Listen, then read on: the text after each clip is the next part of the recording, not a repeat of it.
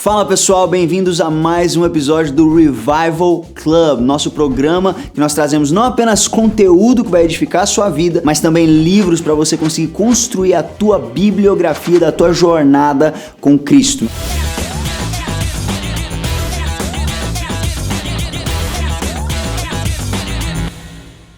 Meu nome é Isaac Félix, eu faço parte do Dunamis Movement e hoje nós vamos falar de um livro que é muito importante para a nossa cultura do Dunamis, que é uma cultura do sobrenatural. Esse livro é Quando o Céu Invade a Terra, livro do Bill Johnson, que fala sobre um guia prático para uma vida de milagres. Esse livro é um livro de ativação e quanto mais você for ler essas páginas, mais você é desperto de que a vida cristã, ela foi feita para ser uma vida sobrenatural. E é justamente sobre isso que nós vamos falar hoje, sobre a natureza sobrenatural da vida cristã.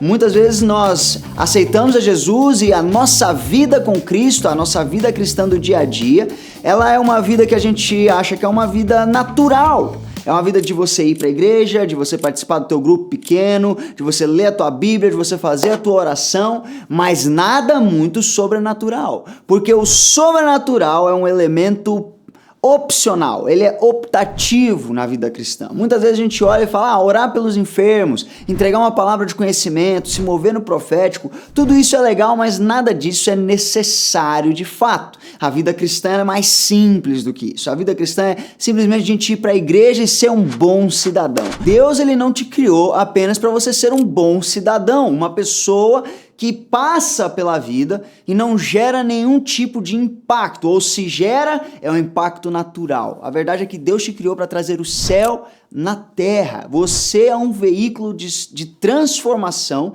sobrenatural.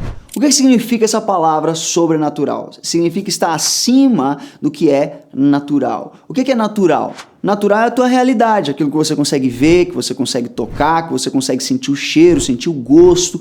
Tudo isso é a realidade natural. Mas a vida cristã, se você nunca parou para pensar nisso, ela é uma vida que, naturalmente falando, ela não faz muito sentido. Entende? Então, se você é um cristão que está tentando viver uma vida natural, você vai se encontrar em uma tensão muito desconfortável. Por quê? Porque o cristianismo ele não pode ser vivido fora do sobrenatural. Você tem que abraçar o fato de que a vida cristã ela não é uma vida natural. Ela está acima disso. Fala sério, você acredita em um Deus que você não consegue ver.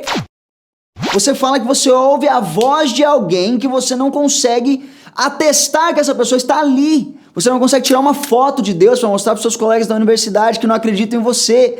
Você não consegue tocar Deus. Ele é o Deus invisível. Agora, embora ele seja invisível, embora ele não seja algo que você consegue atestar naturalmente, você sabe que ele é real. Agora, na vida cristã, não é só Deus que é sobrenatural. A verdade é que quando Deus ele cria o homem como um ser único em toda a criação. Por quê? Porque o ser humano ele é a única criatura capaz de entrar em contato com uma realidade sobrenatural. Deus, nós sabemos pela palavra que Deus ele é espírito, então ele não está limitado à realidade natural. Agora, esse Deus, em Gênesis capítulo 1, quando ele vai criar o homem, ele fala, façamos o homem como? Como as outras criaturas? Não. Meramente natural? Não. Façamos o homem à nossa imagem, à nossa semelhança. E tudo sobre o processo de criação do homem é sobrenatural. Primeiro que é um Deus criando, dando vida a um ser humano. Tudo isso já é sobrenatural. Não apenas dá vida, mas cria a imagem e semelhança de um Deus que é sobrenatural. Ele forma do pó da terra. Mas o ponto mais chave ainda é o que ele faz, e está descrito isso em Gênesis capítulo 2, versículo 7. Que diz que quando Deus ele sopra nas narinas do homem o fôlego de vida. Isso aqui é muito importante. Por quê? Porque ele não simplesmente soprou oxigênio. Ele soprou o que nós chamamos de o espírito.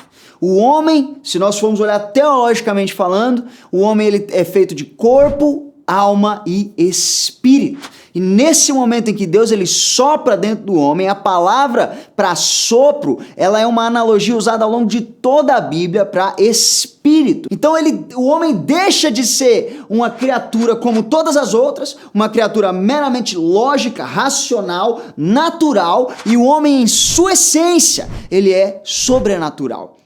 Então, quando nós vivemos uma vida meramente natural, o que nós estamos fazendo? Nós estamos vivendo aquém do plano original de Deus para nós. Porque nós temos um aspecto que é espiritual. Você tem um espírito. E esse espírito é o que te conecta com o sobrenatural, com aquilo que é espiritual. A tua conexão com o próprio Deus é através do teu espírito. Porque em Gênesis 3, esse espírito do homem, ele é mortificado pelo pecado.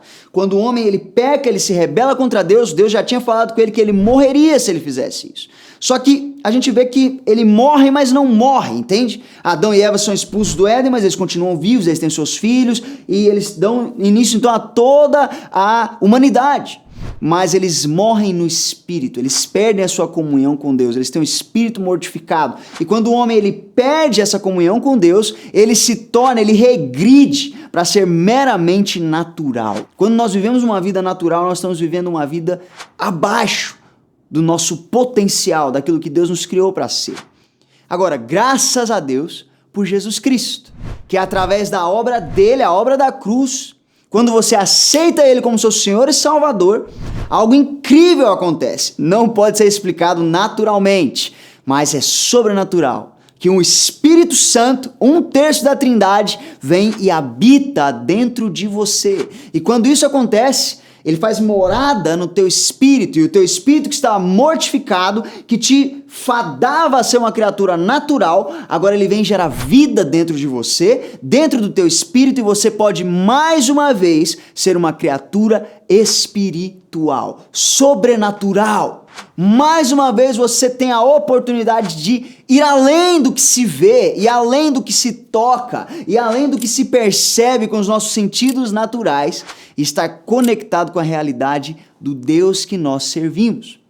E a Bíblia fala sobre isso em 1 Coríntios capítulo 2, versículos 14 e 15. Fala sobre o homem natural, que ele não aceita as coisas do Espírito de Deus, porque lhes são loucura, e ele não pode entendê-las, porque elas se discernem espiritualmente. Porém, o homem espiritual, eu e você, uma vez que nós aceitamos Jesus, ele julga todas as coisas, mas ele mesmo não é julgado ou discernido por ninguém. O que nós estamos falando é que existem duas categorias.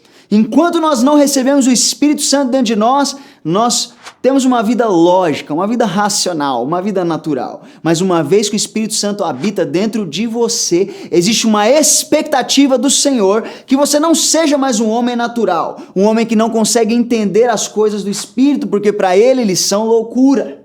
Mas existe uma expectativa de que você seja um homem espiritual, uma mulher espiritual, que olha para a realidade natural, a entende, mas sabe que existe algo mais. Ou seja, você olha para um enfermo, a tua resposta natural talvez seja sentir pena ou buscar uma alternativa na medicina, e tudo isso é válido.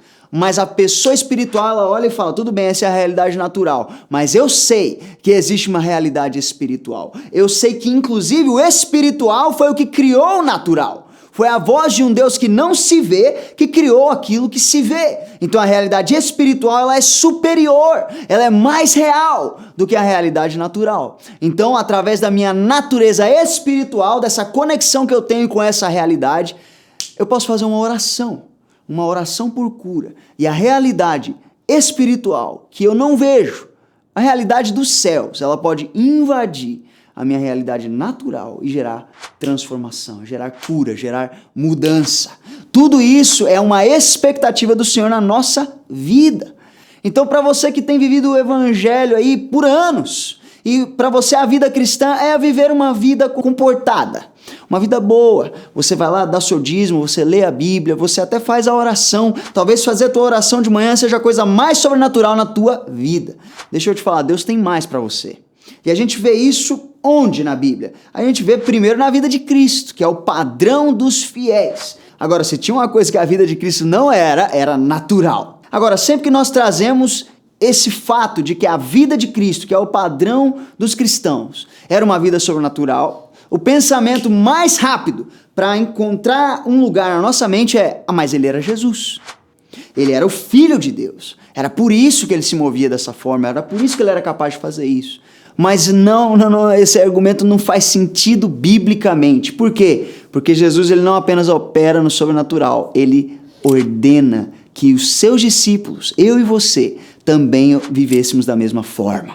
Nós vemos em Marcos 16, o texto que fala da grande comissão, que Jesus fala: ide por todo mundo, pregar o evangelho a toda criatura. Tudo isso, a gente olha e fala: uma vida cristã, eu vou lá e vou pregar o evangelho, eu vou falar de Jesus, eu vou entregar um panfleto, tudo bem, tudo isso faz parte, nada disso é ruim, mas o texto não para aí. O texto fala: e estes sinais seguirão o quê? Seguirão Jesus? Não. Seguirão os apóstolos? Não. Seguirão os pastores, os líderes religiosos? Não. Esses sinais seguirão os que crerem. Então esse texto aqui, ele está falando de você, ele está falando de mim, está falando de todos aqueles que se chamam filhos de Deus, aqueles que creem em Jesus. Quais são os sinais que seguirão os que crerem?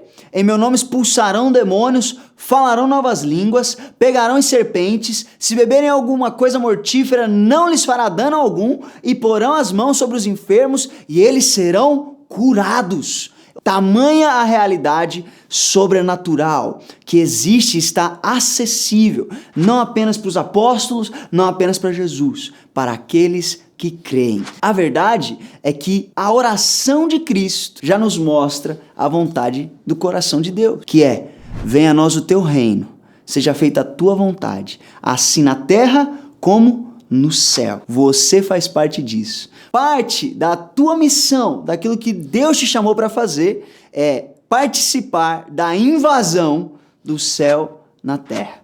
Foi para isso que você foi criado. É isso aí, pessoal, mais um episódio de Revival Club, falando um pouco sobre o sobrenatural. Mais uma vez recomendando aqui o livro Quando o Céu Invade a Terra, do Bill Johnson, um livro que vai ativar em você o entendimento de que você nasceu para ser mais do que simplesmente um bom cristão comportado, mas para ser uma arma de transformação em massa através do sobrenatural. Tenho certeza que esse livro vai impactar muito a sua vida. Se você gostou desse vídeo, deixa o teu like aqui, já se inscreve também no canal. A gente está soltando muito conteúdo bom que vai abençoar muito a sua vida. Comenta aqui o que Deus falou com você, compartilha com seus amigos e a gente se vê no próximo episódio de Revival Club.